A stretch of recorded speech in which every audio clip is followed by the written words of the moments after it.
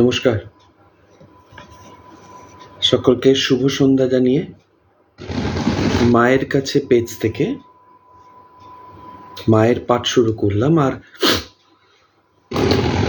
আজকে আমার নিজের কিছু ইন্টারপ্রিটেশন নিয়ে আসা, যেটা হচ্ছে যে জীবন থেকে কিছু কুড়িয়ে পাওয়া ঘটনা না, মানে কিছু ছোট ছোট কথা, যেগুলো আজকে সকালেই আমি পড়ছিলাম স্বামীশ্বরানন্দ মহারাজের চণ্ডী পাঠ থেকে, এবং একটা অদ্ভুত ফিলিংস এলো যে মাকে আমরা কিন্তু অনেক রকম ভাবেই নিজেদের মধ্যে খুঁজে পেতে পারি যদি আমরা চাই, কিন্তু সেটা কত রকম ভাবে, সেটা কি ভাবে এবং কি অনুভূতি দিয়ে আমরা মাকে আরো পেতে পারি। জীবনের চলাপথে মায়ের কৃপাটা বড্ড বেশি জরুরি, ভালোবাসাটা জরুরি। তো সেই জন্যেই আজকের কিছু পয়েন্ট যেন আমি লিখেছি, সেটা হচ্ছে যে 11টা মতো পয়েন্টস, যেটা আমার খুব পছন্দ হয়েছে। আমি মনে করেছি যে তোমাদের সবার সঙ্গে শেয়ার করাটা বেটার, ভালো লাগবে।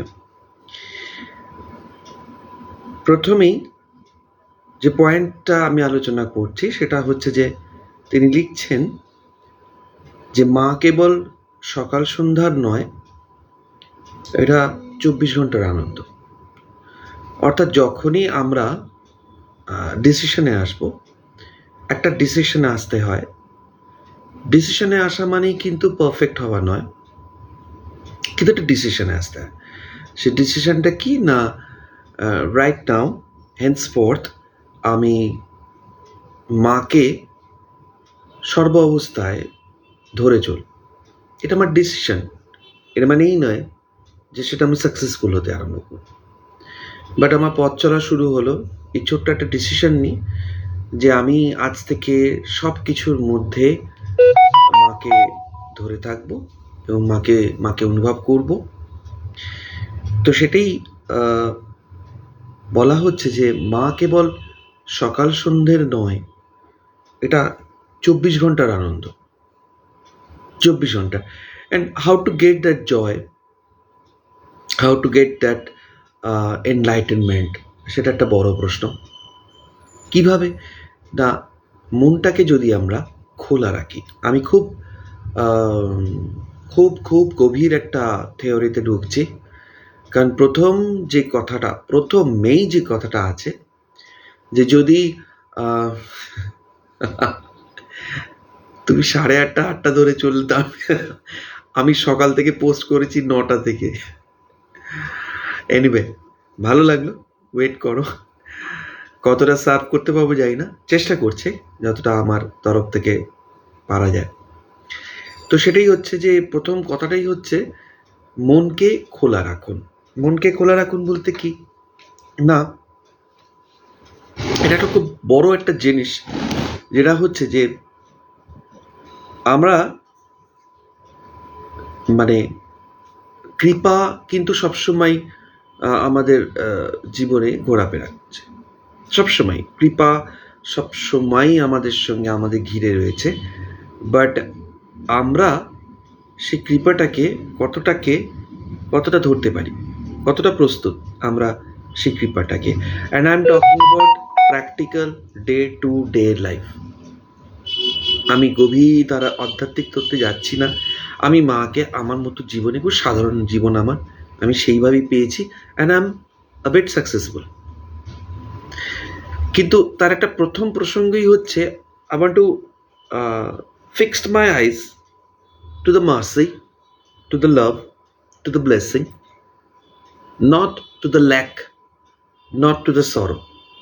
এর মানে এই নয় যে জীবন থেকে দুঃখ চলে যাচ্ছে, বাট আমার ফোকাসটা কোথায় আছে সেটা জানাটা আমার খুব দরকার in every day, in every moment. একদিকে আমি মাকে ধরে থাকতে চাইছি, এটা আমার ডিসিশন, শুভ সন্ধ্যার উদ্যানিধি। একদিকে আমি মাকে ধরে থাকতে চাইছি, এটা আমার ডিসিশন, বাট আদার হ্যান্ড আমি আমার সারা দিনটায় নর্মাল ওয়েতে চিন্তা করে যাচ্ছি। That cannot go hand in hand, মানে এই দুটো কন্ট্রাডিক্টরি চিন্তা একসঙ্গে চলে না। যদি আমি ডিসিশন নিই যে আমি সর্ব অবস্থায় মাকে ধরে থাকবো, আমার থট প্রসেসটা এমনই আমি করবো যে মা হবে আমার ফার্স্ট প্রায়োরিটি, ফোকাস। তো সেটার জন্য আমাকে কিন্তু একটা জিনিসই করতে হবে, সেটা হচ্ছে আমি আমার মনটাকে উন্মুক্ত করে রাখবো। উন্মুক্ত করা মানে কি? Child like faith. এই যে আমি তোমার নাম করেছি, আমি তোমার চিন্তা করছি, শুভ সুন্দরী মানে আমি তোমার চিন্তা করছি, মানে কিছু তো চেঞ্জেস হচ্ছে।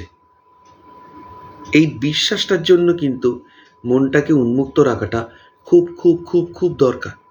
যে কোনো সংকটের অবস্থায়, আমি সংকটের অবস্থায় কথাই বলবো, কারণ ভালো সময়ে হয়তো মন আমাদের একটু ডিফারেন্ট ফ্লোটে কাজ করে, কিন্তু খুব দুর্যোগের রাতেই মাকে বড্ড বেশি মনে পড়ে। সেই জন্যই বলছে যে অনেকদিন পর খুব মিস করছি। না না, ঠিক আছে, আপনি আসবেন মায়ের কাছে পেজে। আমি শুরু করেছি, এটা আমার সেকেন্ড ওয়ার্কশপ বলবো না, এটা মায়ের পাঠ। তো আসবেন, সঙ্গে থাকবেন। তো বলছে যে চেতনার একটা অংশকে উন্মুক্ত করে রাখুন, যাতে আপনার দরজায় তিনি যখন টোকা মারবেন আপনি যেন শুনতে পান, যাকে সাড়া দিতে পারেন। দৈনন্দিন কাজের মধ্যে মায়ের এই ঝলক বুঝতে পারাটাই কিন্তু উইজডম। শুভ সন্ধ্যা ইন্দ্রাণী। Are we ready? এটা খুব বড় একটা প্রশ্ন, যে দৈনন্দিন খুব প্র্যাকটিক্যাল ডে টু ডে আমরা কি মায়ের আলতো করে হাত বুলিয়ে দেওয়া, মায়ের পাশে থাকাটা কি অনুভব করি? যদি অনুভব না করি তাহলে আমাদের অনুভব করতে হবে, অনুভব করতে হবে।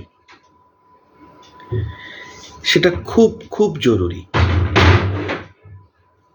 কারণ যদি আমরা ফোকাসটাকে মায়ের মার্সি, মায়ের ব্লেসিং এর দিকে না রাখতে পারি, আমরা কিন্তু যে দুর্যোগের মধ্যে আছি সেটা থেকে কিন্তু উঠতে পারবো না। এটা খুব খুব অনেস্ট, খুব সাংঘাতিক একটা মনস্তত্ত্ব আমি কথা বললাম। অর্থাৎ আমাকে যদি সিদ্ধান্ত নিতে হয়, আরে প্রত্যুষা অনেকদিন পর, যদি আমাকে সিদ্ধান্ত নিতে হয় যে আমি মাকে ধরে থাকব, তাহলে কিন্তু আর একটা সিদ্ধান্ত নিতে হবে যে আমার ফোকাসটা কিন্তু মায়ের কৃপার দিকে থাকবে। একটা খুব সহজ উদাহরণ দিই, হয়তো অনেকেই ভাবছেন যে এটা কিভাবে করব, এটা কিভাবে করা যায়।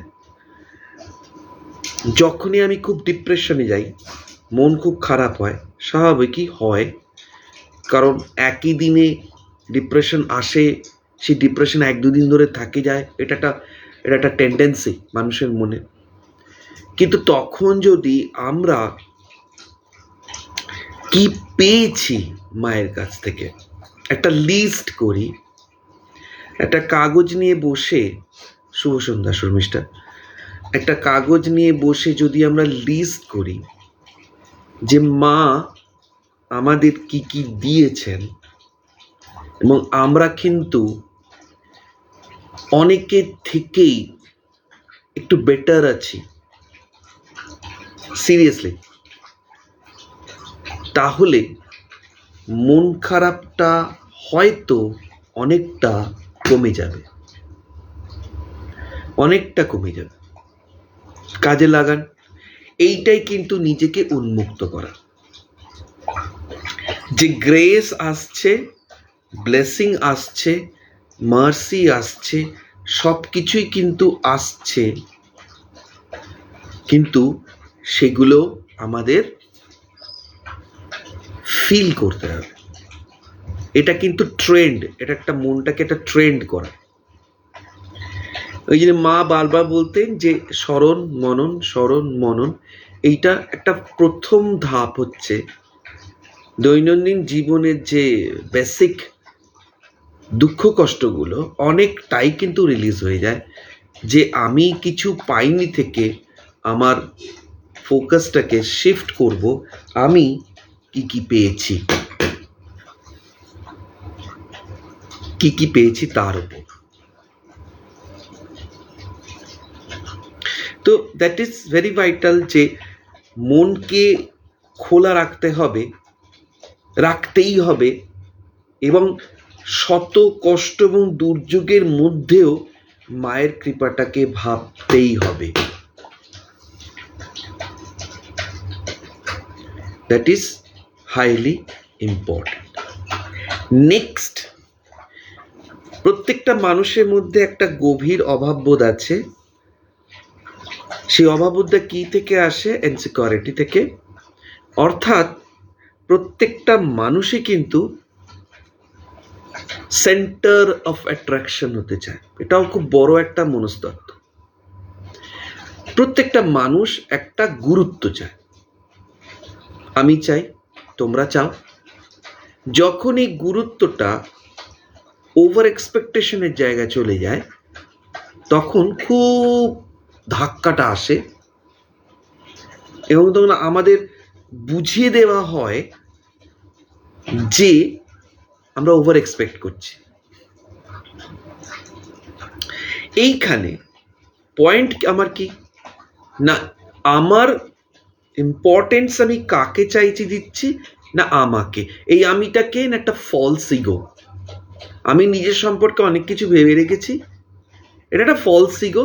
এই নিজের ভাবনাটা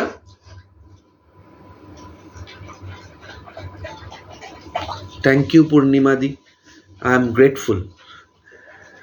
গ্রেটফুল। মা যতটুকু আমায় দিয়েছেন আমি সেই নিয়ে এগোতে চেষ্টা করছি। ভালো লাগলে আমার উপরি পাওনা। তো সেটাই বলছিলাম যে ইম্পর্টেন্সটা কাকে দিচ্ছি, না আমার ফলস ইগোটাকে। অর্থাৎ আমি নিজের সম্পর্কে একটা কিছু চিন্তা ভাবনা করে রেখেছি, সেটা ধাক্কা খাচ্ছে, and I feel very overwhelmed. But মা কিন্তু বলছেন যে সেন্টার আমাকে করো, তোমার জীবনের সেন্টার আমাকে করো। কিভাবে করব? না, একই জিনিস, ধ্যান, জব, প্রার্থনা, definitely this থ্রিজ are very important. But first একটা অ্যাটিটিউড নিজের মধ্যে তৈরি করা, যে আমি যেটা করছি সেটা মায়ের কাজ, আমি দায়বদ্ধ একমাত্র মায়ের কাছে, আর আমার যা কিছু আসবে সেটা মায়ের কাছ থেকেই আসবে। আর যে ইরিটেশনগুলো ঘটছে আমার জীবনে, সেই ইরিটেশনগুলোকে হাসি মুখে ডজ করা মায়ের নামে, এটা একটা বড় বড় সিচুয়েশন, এটা একটা বড় পরীক্ষা, বড় টেস্ট। তো এটাই হচ্ছে ফ্যাক্টর। তা প্রথম কথা হচ্ছে যে আমি ফোকাসটা কোথায় রাখছি। দ্বিতীয় কথা হচ্ছে আমার সেন্টারটা কি। আমার একটি স্টুডেন্ট খুব কম বয়সে তার মাকে হারায়, এবং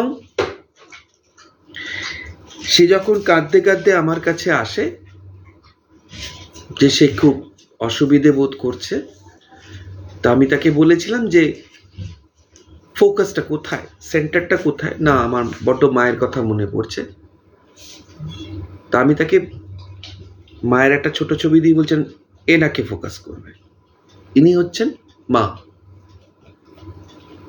উনি ডেফিনেট তোমার মা, কিন্তু ইনি হচ্ছেন সবসময়ের মা। ছেলেটি কিন্তু আস্তে আস্তে নিজের জীবনে ভরকেন্দ্রটা পেয়ে গেছে।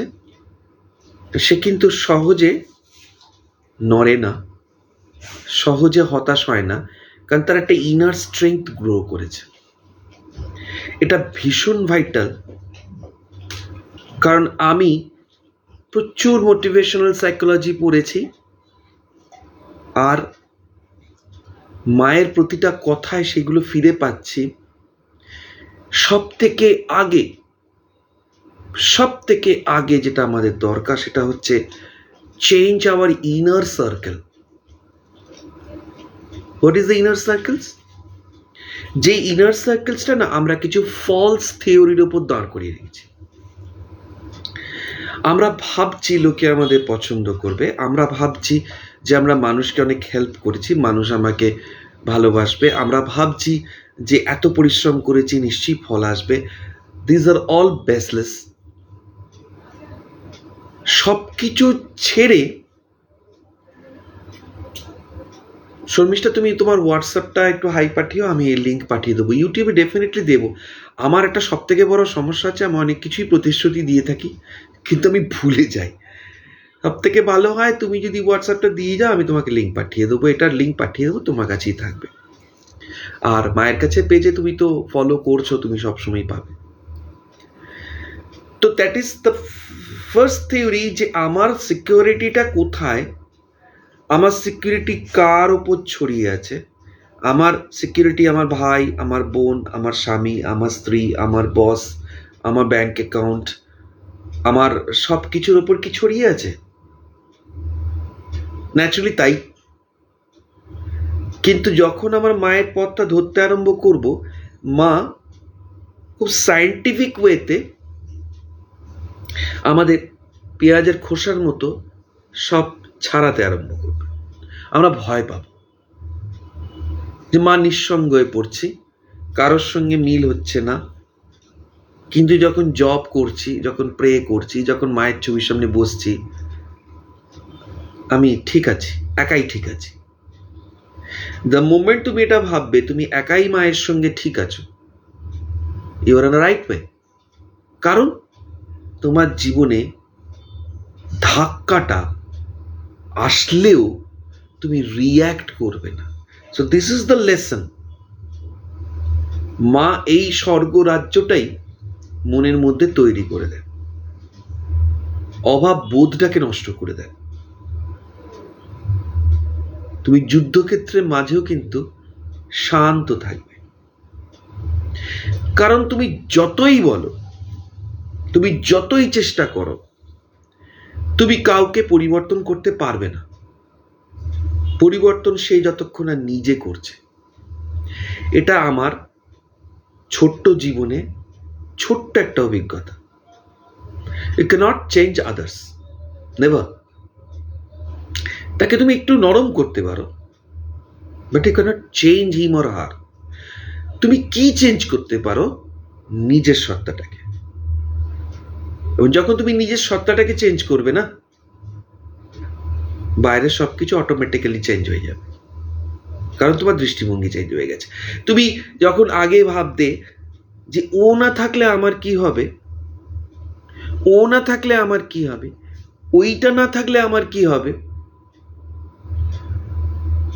হ্যাঁ নিশ্চয়ই কথা বলা যাবে। আমি ফোন নাম্বার দিয়ে রেখেছি, আমার নাম্বার দিয়ে রাখবো। নিশ্চয়ই কথা না বলার কি আছে, আমি কথা বলবো। আমি এমন কিছু কেউ কেটে নই, নিশ্চয়ই কথা বলবো। যতটা আমার কথা বলা ভালো লাগে জবিবাস ভাই, নিশ্চয়ই কথা বলবো। তো এই জিনিসটাকে যেই রিয়েলাইজ করতে পারবো যে আমি তুমি ছাড়াও চলে যাব, আমি এটা ছাড়াও চলে যাব, তখন বুঝতে পারবে তোমার জীবনে মায়ের প্রবেশ ঘটে গেছে। It's a dedication. নো, আমি কখনো বলবো না যে তুমি মায়ের পাতা 3 পাতা পড়লে, 2টো মায়ের কথা পোস্ট করলে আর তুমি মুক্ত হয়ে গেলে। নেভার। দেখো, প্রত্যেকটা স্পোর্টসম্যানের একটা তো জায়গা আছে।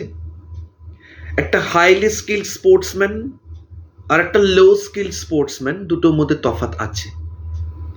তুমি যদি সত্যিই মাকে ফিল করতে চাও, তুমি যদি সত্যিই মনে স্ট্রেংথ চাও, তুমি যদি সত্যিই মনে করো যে না আমি নির্ভয়ে আনন্দে সুন্দর করে শান্তভাবে রেস্ট অফ দ্য লাইফ কাটাবো, আমি ক্রিয়েটিভ হব,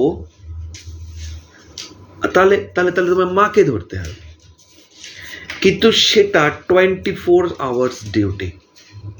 তোমাকে সব সময় চলনে বলনে কথাবার্তার মধ্যে মাকে ভাবতে হবে, প্রতিটা কাজ মাকে সমর্পণ করতে হবে, তোমাকে মায়ের সঙ্গে কনভারসেশন করতে হবে, সবসময় মায়ের সঙ্গে কথা বলতে হবে, মায়ের ছবির দিকে তাকিয়ে থাকতে হবে, বিভিন্ন রকম বই পড়তে হবে। It's a 24 hours duty. এটা 1 মিনিটের কাজ নয়। মাই করিয়ে নেবেন যদি তুমি মায়ের কাছে প্রার্থনা করো। আর ঠাকুর বলেছেন প্রার্থনা করলে 100 ভাগ কাজ হয়। আর এমন কোনো শক্তি নেই যেটা মায়ের কাজকে বাধা দেয়।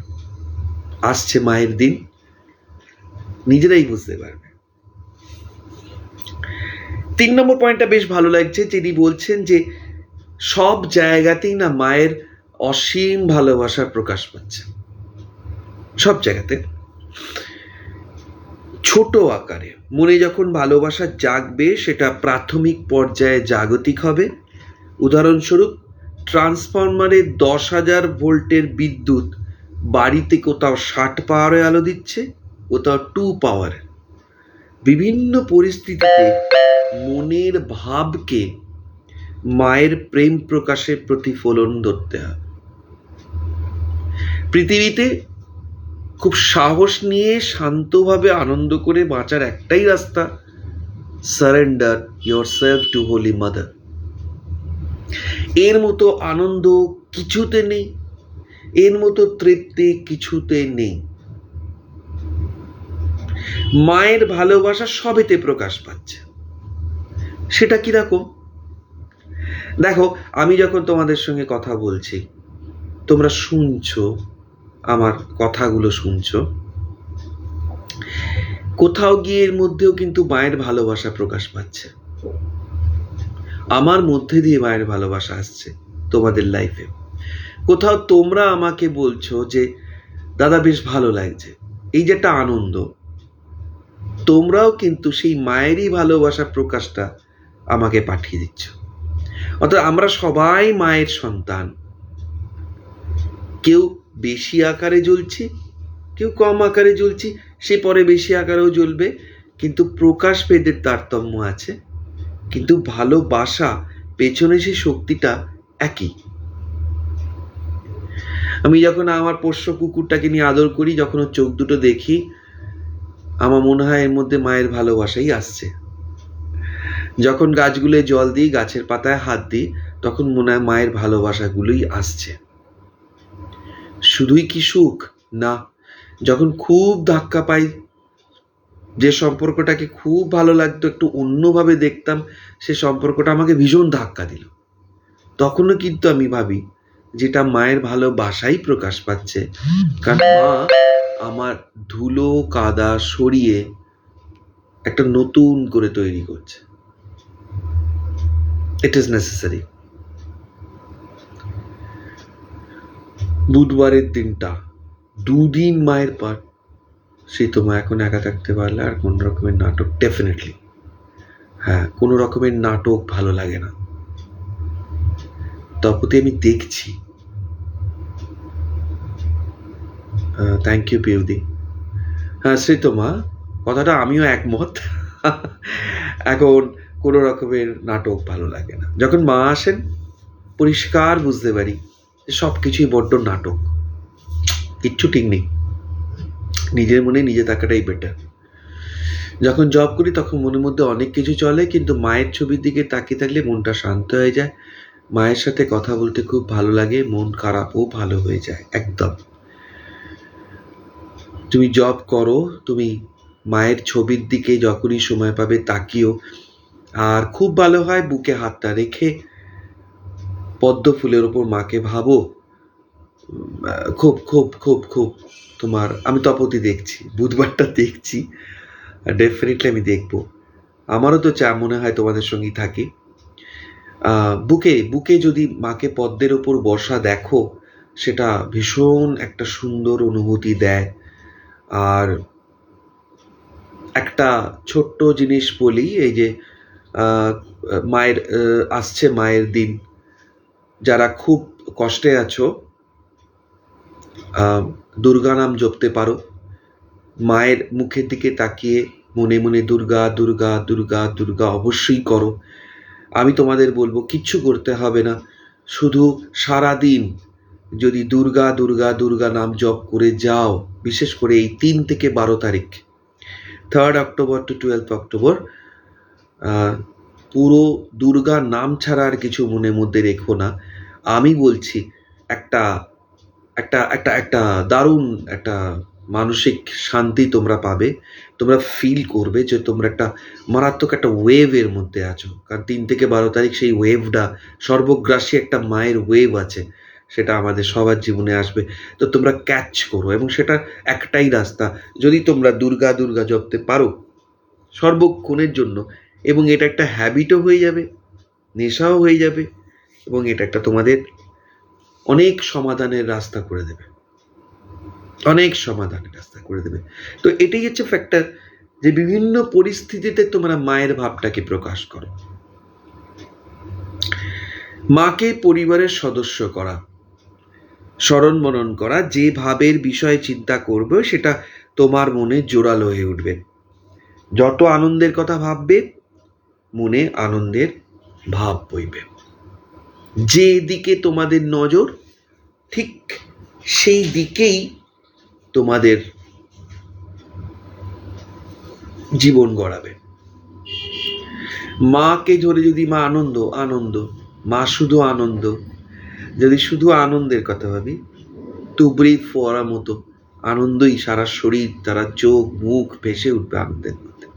আনন্দ আনন্দ, ভালোবাসা, মা সন্তান, আমি সন্তান মায়ের। এবং মাকে যখন আমরা চোখ বন্ধ করে মায়ের সেই মুখটা মনে করব, এবং মা আমার মাথায় হাত দিয়ে আছেন, যখন আমরা প্রতিটা পদ্ম মায়ের পায়ে সমর্পণ করব, আনন্দ আনন্দ, সুখ, শব্দেরও একটা শক্তি আছে জানবে। মা আমার জীবনে এত দুঃখ কেন, এই প্রশ্ন করো না, তার উত্তরে দুঃখই আসবে।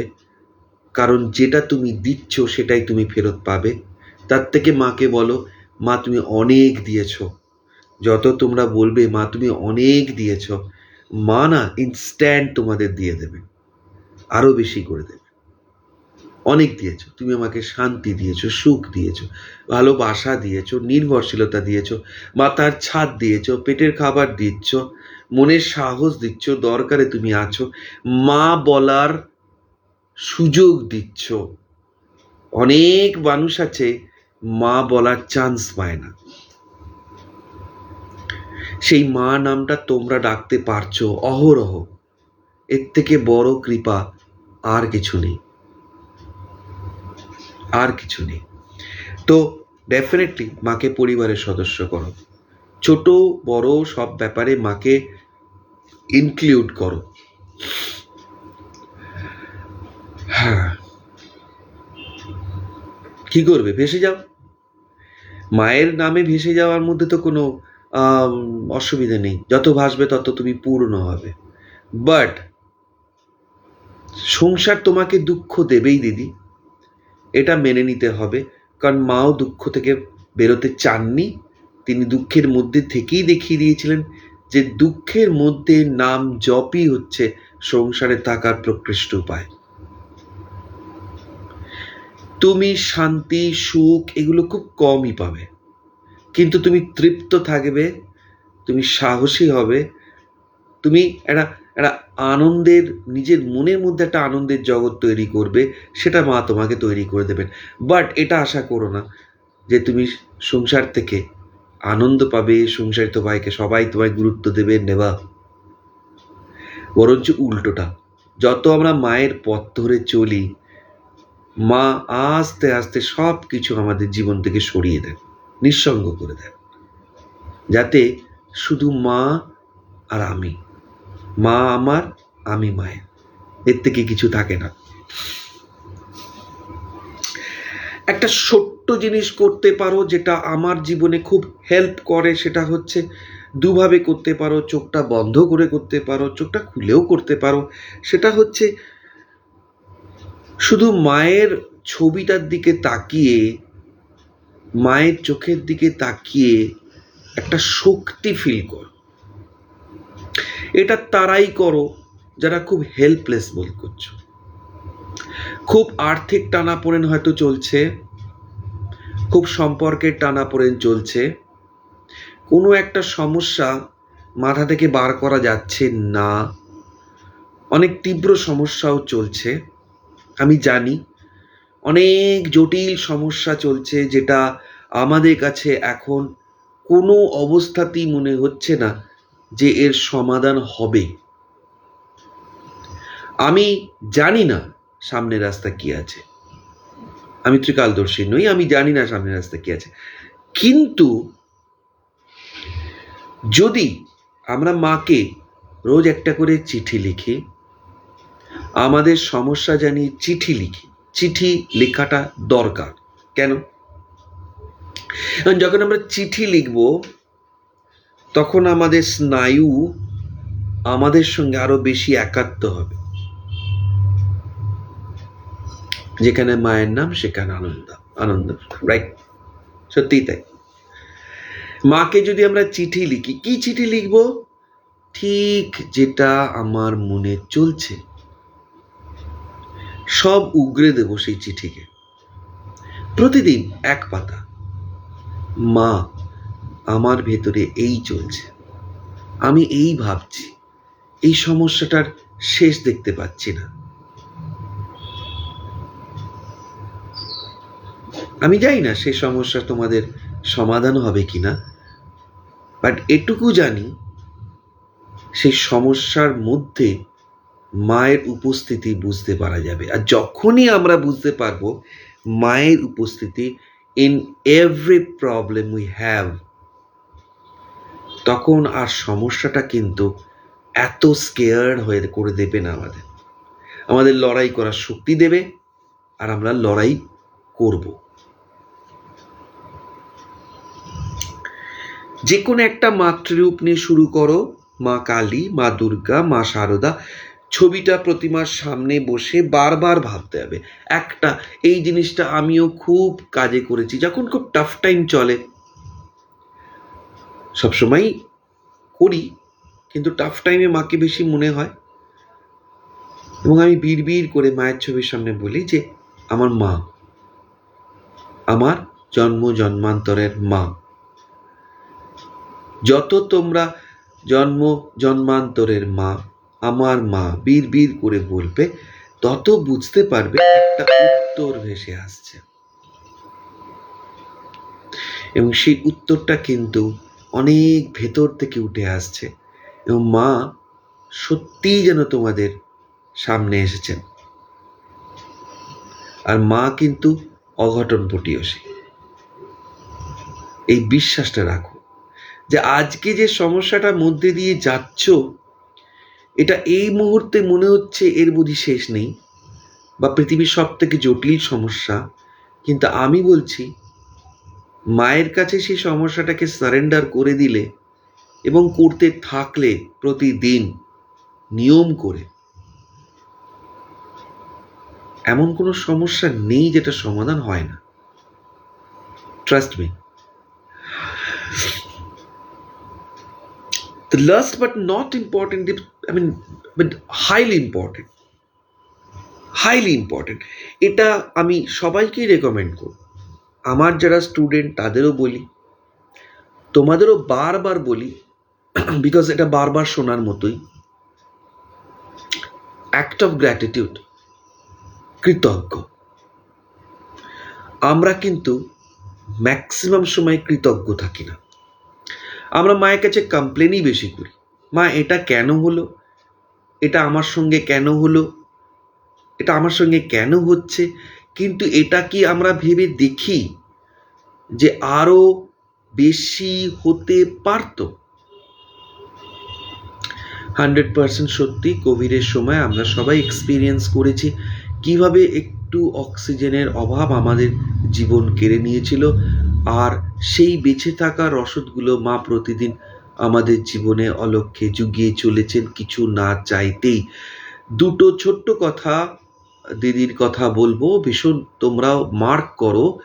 সেটা হচ্ছে একটু অক্সিজেনের অভাব আমাদের জীবন কেড়ে নিয়েছিল, আর প্রতিদিন বেঁচে থাকার রসদ মা ছোট্ট করে পাঠাচ্ছেন। দেখো দিদির এই দুটো কথাও যদি তুমি তুলে ধরতে পারি, অজ্ঞাতভাবেই কিন্তু আমরা লাইফটাকে বেছে নেওয়ার জন্য দুটো কন্ডিশন পেয়ে গেছি। দেখো আজকে হাত জোর করে মাকে বলছি, মা আমার সঙ্গে এটা কেন হলো, তারপর আমি চলে যাচ্ছি পেট ভরা খাবার খাচ্ছি। কিন্তু যদি একটু ভাবি যে মা আমার সাথে কেন হলো বলে আমি যদি খাবারটা না পেতাম, যদি মাথার ছাদটা না পেতাম, যদি অসহায়ের মতো রাস্তায় ঘুরতে হতো, যদি কোনো আত্মীয় স্বজন আমাকে একদম রাস্তায় নামিয়ে দিত, খারাপ অনেক কিছুই ঘটতে পারতো, কিন্তু ঘটেনি। দিদির এই কথাটার জন্যই বলছি, এক একটা সময় মনে হয় একটা অক্সিজেন ছোট্ট, যেটা আমরা আরামসে নিচ্ছি, মা আমাদের জুটিয়ে দিচ্ছে, সেটা যদি বন্ধ থাকতো, তাহলে মানে বুঝতে পারতাম যে কত বড় কৃপার মধ্যে আমরা অলরেডি আছি। আমার জীবনে এক সে একবারকার দুর্যোগ এসেছে, আমি পরে বুঝতে পেরেছি ওটা 15 দিনের দুর্যোগ ছিল, যেটা আমার একদিনে কেটেছে। আমার জীবন আরো মারাত্মক ক্ষতিগ্রস্ত হতে পারতো, হয়নি। আমি নিজে অপদার্থ হয়েও যা পেয়েছি সুযোগ, আচ্ছা কোয়ালিফাইড যোগ্যতার মানুষও পাইনি, and I am very happy. Number 2, ছোট ছোট করে মা কিন্তু জুটিয়ে দিচ্ছেন, সেটাই কিন্তু চোখটা আমাদের তৈরি নেই। রিয়েলি ছোট ছোট করে কিন্তু জুটিয়ে দিচ্ছেন। ডেল কার্নেগি খুব সুন্দর একটা কথা বলছেন, তিনি খুব ছোট ছিলেন। ডেল কার্নেগির বই পড়বে, আমি তোমাদের সবাইকে রেকমেন্ড করব, অবশ্যই ডেল কার্নেগির দুটো বই পড়বে, stop worrying and start living, আর how to make friends, influence people and make friends. তিনি অসাধারণ একজন লেখক এবং আমার জীবন অনেক চেঞ্জ করে দিয়েছেন তিনি বলছেন যে মিসৌরিতে আমাদের খামার বাড়িতে আমরা প্রার্থনা করতাম, প্রতিদিন আমরা বাধ্য হয়ে প্রার্থনা করতাম, কারণ প্রতিদিন আমরা শিওর ছিলাম না রাত্রিরে খাবারটা পাবো কিনা। সন্ধ্যেবেলা থেকে প্রে করতাম যে জিসাস প্লিজ হেল্প আস, আজকে রাতে খাবারটা তুমি জুটিয়ে দাও, কালকে কি হবে জানি না, আজকে রাতে খাবারটা জুটিয়ে দাও। এবং কার্নেগি এক চোখ ভর্তি জল নিয়ে অডিটোরিয়ামে বলছেন, একটা দিনও যায়নি যেদিন আমরা খালি পেটে শুতে গিয়েছি, মিরাকেলের মতো কোনো না কোনোভাবে কিছু না কিছুভাবে খাবার এসে গেছে। হ্যাঁ, বিশাল ল্যাভিশলি কিছু আসেনি, কিন্তু আমাদের প্রয়োজনীয় খাবার এসে গেছে। অর্থাৎ ছোট ছোট ছোট ছোট ছোট করে কিন্তু সুযোগ দিচ্ছেন মা, অপরচুনিটিস দিচ্ছেন, যেটা চাইছি সেদিকে নিয়ে যাচ্ছেন। মা পরম করুণাময়ী, মা অকাতরে দিয়ে যান, তুমি যা চাইবে। মা আমি গান শিখতে চাই, গানের টিচার চলে আসবে। মা আমি আরেকটুখানি আর্নিং বাড়াতে চাই, স্কোপ আসবে আর্নিং বাড়ানোর।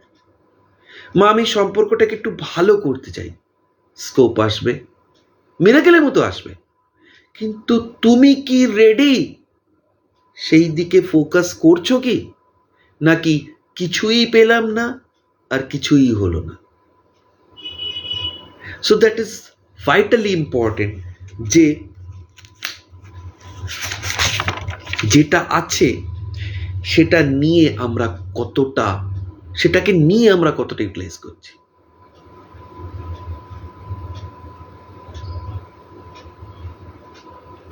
যেদিন বাবা মারা গেল সেদিন বুঝলাম বাবা কত বড় আশ্রয়।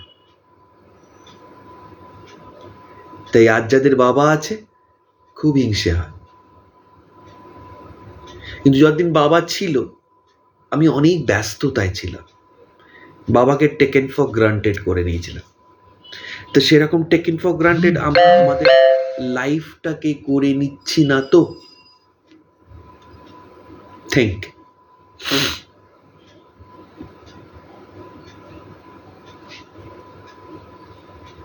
সমস্যা আসছে, অনিশ্চিত পরিস্থিতি আসছে, নতুন পথে হাঁটতে ভালো লাগছে, এই অনিশ্চয়তাটাই মা। প্রতিটা কঠিন পরিস্থিতির মধ্যে মায়ের ছোঁয়া। Let's make it habit. অনিশ্চয়তাটাই মা। খুব ভয় পাওয়ার মতো কথা যে মাকে ধরছি তো নিশ্চয়তা পাওয়ার জন্য, তাহলে অনিশ্চয়তাটা মা কি করে হয়? অনিশ্চয়তাটাই মা। কারণ মা তোমাকে সারা জীবন দেখাবে না, এটা ট্রু। মাকে যেই ধরবে বা মা তোমাকে যেই ধরবেন, আমাদের সাধ্য নেই মাকে ধরার, মাই ধরেন, তুমি না শুধু সামনের পাটা দেখতে পাবে কোথায় পড়লো। বিলিভ মি, এত চতুর্দিক ডার্ক, অন্ধকার, শুধু সামনের পাটা কোথায় পড়ছে তুমি দেখতে পাবে, এবং সেটাও মাকে ধরে। তোমার কোনো হিসেব কাজ করবে না, তোমার কোনো প্ল্যানিং কাজে আসবে না। তুমি অনেক প্ল্যানিং করবে কিন্তু কোনো পরিকল্পনাই কাজে আসবে না, কারণ মা যখন এসে গেছেন তখন মায়ের পরিকল্পনা চলবে। আর মায়ের পরিকল্পনার প্রথম শর্তই হচ্ছে তোমাকে শূন্যে ফেলে দেবেন মা, একদম শূন্যে, উইদাউট হ্যাভিং এনি রিজার্ভেশন। আর তুমি পাক খেতে খেতে নামবে, তোমার কোনো রিসোর্স নেই, রিসোর্স একটাই, কারণ মা তোমাকে ধরেছেন, মানে মাকেই ধরতে হবে, আর কোনো রিসোর্স নেই। So don't worry and don't be scared. যত আনসার্টেনিটি তত জানবে তুমি মায়ের কোলে বসে আছো। It's very hard to believe, but it is quite true.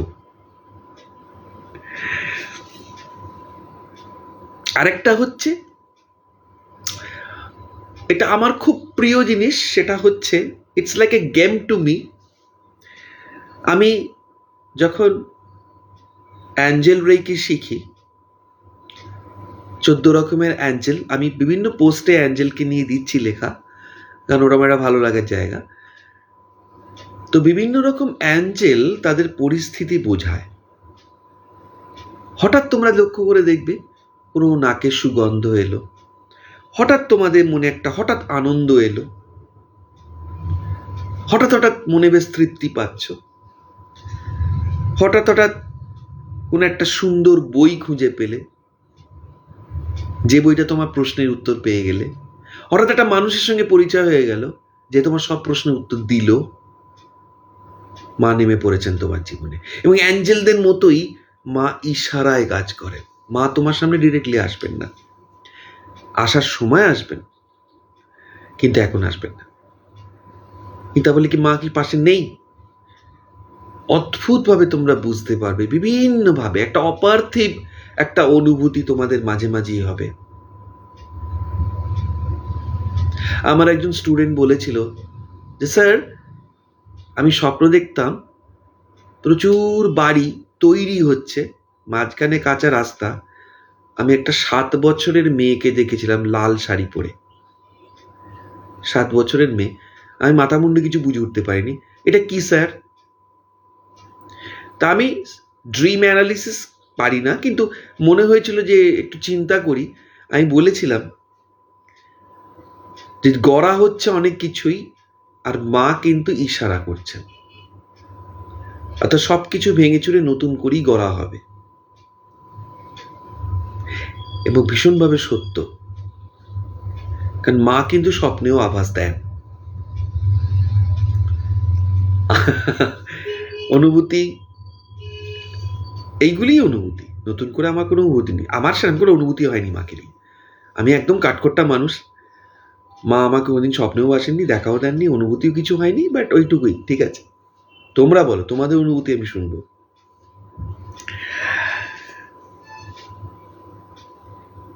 দুটি ব্যাপার মাথা রাখতে হবে শেষ হওয়ার আগে বলি। এক, মা আমাদের এক বিরাট শক্তি দিয়ে পৃথিবীতে পাঠিয়েছেন, এই শক্তিটাকে বিশ্বাস করতে হবে, শিশুর মতো বিশ্বাস। ঠিক তখনই না সুযোগ আসবে, অপ্রত্যাশিতভাবে সাহায্য আসবে। মা আছেন, সুযোগ আছে, বিশ্বাস আছে, আনন্দ আছে, সাহস আছে। বলুন এটা নিজের সঙ্গে। যত বেশি আমরা সেলফ টক করব নিজের সঙ্গে, তত কিন্তু নিজেদের ডেভেলপমেন্ট আসবে। নেক্সট, জগতের খারাপ শক্তিও আছে, সেটার মধ্যেও কিন্তু আমাদের মাকে দেখতে হবে। এটা খুব চ্যালেঞ্জিং, বাট এটা ট্রু। খুব প্রিয়জন কেউ মারা গেল, সেখানেও আমার মাকে ফিল করতে হবে। কেউ বিশ্বাসঘাতকতা করলো, সেখানেও আমাকে মাকে ফিল করতে হবে। That is quite challenging, but it is true. And number 3, তোমরা কিন্তু মাধ্যম। ভীষণভাবে মনে রাখবে, তোমরা কিন্তু সর্বসর্বা ন, তোমরা মাধ্যম। তোমাদের মধ্যে দিয়ে কাজ হচ্ছে, তোমরা জাস্ট আ হোল্ডার। যখনই ভাববে আমি করছি, আমি বলছি, আমি বোঝাচ্ছি, তো গেল, এটা তোমার ইগো, তোমার ফলস ইগো। তখনই এক্সপেকটেশন, তখনই ধাক্কা। আমি কিছু করছি না, রিয়েলি খুব ভালো করে ভেবে দেখো, তোমরা কিন্তু কিছু করছো না, আমিও করছি না। যতদিন মা থাকবেন আমি এটা চালাতে পারবো। মা যদি মনে করেন এটা চলবে না, তো চলবে না, আরো বড় হায়ার গুড আমাদের জন্য ওয়েট করছে।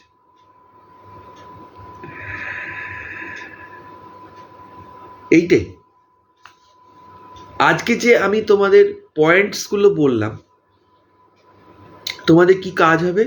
এবার আমি টিচার হয়ে যাই, আমার ক্লাসের স্টুডেন্টদের যেরকম করে বলি, you have to revise, repeat. কেন?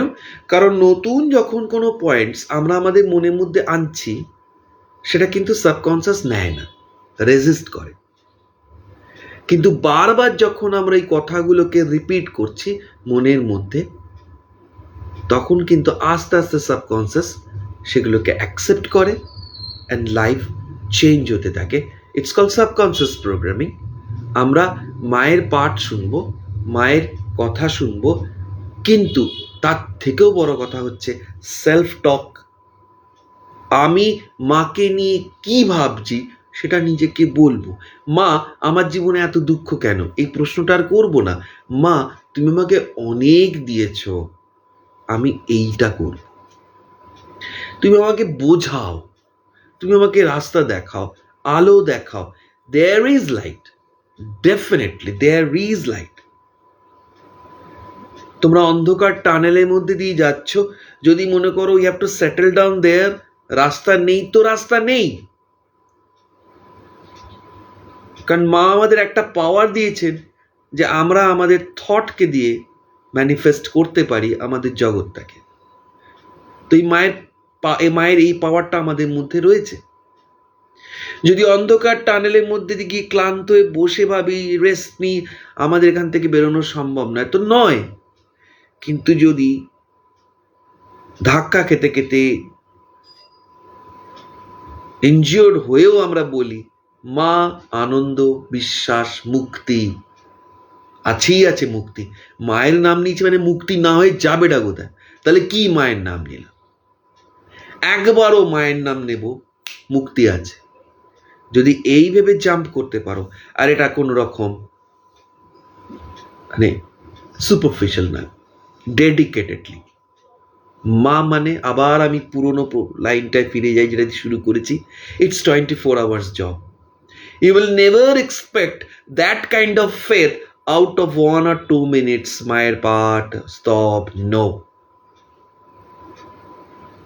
দুর্গা দুর্গা দুর্গা বলতে থাকো বারবার, আর মায়ের ছবিটাকে ভাবো, মায়ের পাওয়ারটাকে ফিল করো।